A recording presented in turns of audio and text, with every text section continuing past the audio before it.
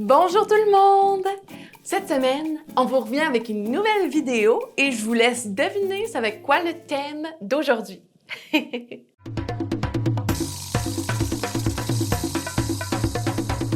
C'est le mois de mars. Et mars, ça rime avec partir ses semis. C'est pas vrai, ça rime pas.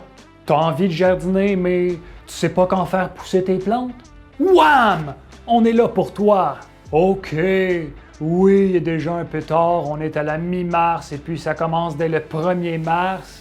Mais comme dirait monsieur Denis d'Halicarnasse, historien né en Grèce en 60 avant Jésus-Christ, mieux vaut tarder que n'arriver jamais. La première étape pour démarrer tes semis, c'est connaître ta zone de rusticité. Et ta zone de rusticité, qu'est-ce que ça signifie?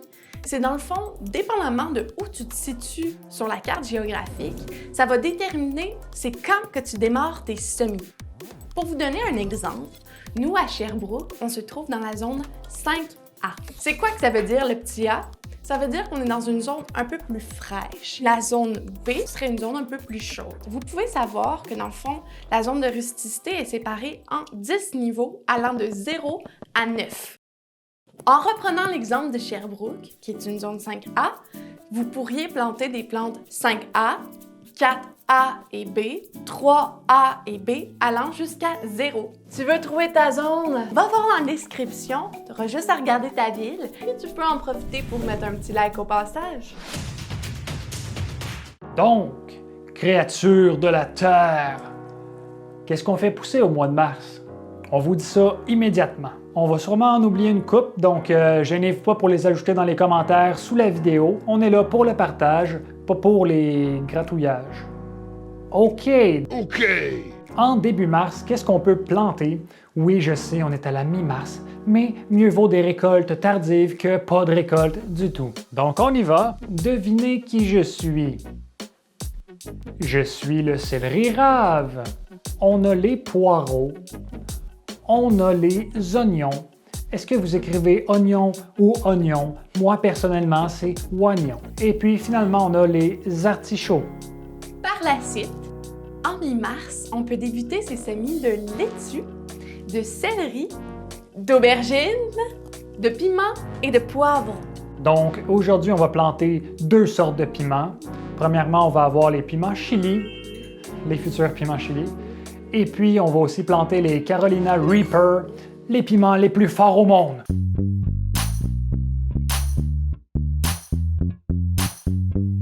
Les piments les plus forts au monde jusqu'en 2017, parce qu'ils ont par la suite développé le piment X, qui est devenu le piment le plus fort au monde. Voici une photo si vous voulez le voir. Donc là, nous sommes rendus à l'étape des semis. Et pour ce faire, vous allez avoir besoin de terreau d'empotage, de petits pots, mais aussi d'un dôme transparent. Et là, avant de vous précipiter vers les magasins, pourquoi pas regarder dans son bac de recyclage? Parce que des fois, on a déjà tout ce qu'il faut sous la main. Et c'est une belle alternative aussi, zéro déchet. Pour commencer, assurez-vous d'avoir des trous dans le fond de vos pots. Donc je vais remplir chacun de mes pots et je vais laisser environ 1 cm d'espace. Par la suite, on humidifie le terreau et on plante nos graines. Moi, je fais un petit trou comme ça. Je vais commencer par nos piments chili. Après, on y va avec le Carolina Reaper et on ajoute de la terre pour recouvrir les graines. Les pots auront tendance à se tourner vers le soleil, donc n'oubliez pas de faire des petites rotations de temps en temps pour garder votre pousse droite. Ah oui! Puis n'oubliez pas d'identifier vos semis parce que sinon vous ne saurez pas qu'est-ce qui est quoi. Donc ça, c'était les étapes pour démarrer ces semis. Mais inquiétez-vous pas, on va vous montrer tout le processus, dont la période de repiquetage, etc. Mais ça, on s'en parle une prochaine fois. Pour te donner une idée, sur l'échelle de Scoville, l'échelle à piment, le poivron, c'est entre 0 et 100 unités.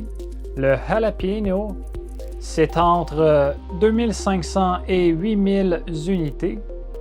Le habanero, c'est 100 000 à 350 000. Et ceux qu'on plante aujourd'hui sont à 2 200 000 unités dans l'échelle de Scoville. Et le fameux piment X qui détient actuellement le record mondial est à 3 180 000 unités dans l'échelle de Scoville. Donc voilà, c'est déjà terminé. Si tu as apprécié la vidéo, n'hésite pas à laisser un petit pouce bleu. Puis à partager le vidéo. Puis si jamais tu veux laisser un commentaire aussi pour nous dire t'es quel genre de piment.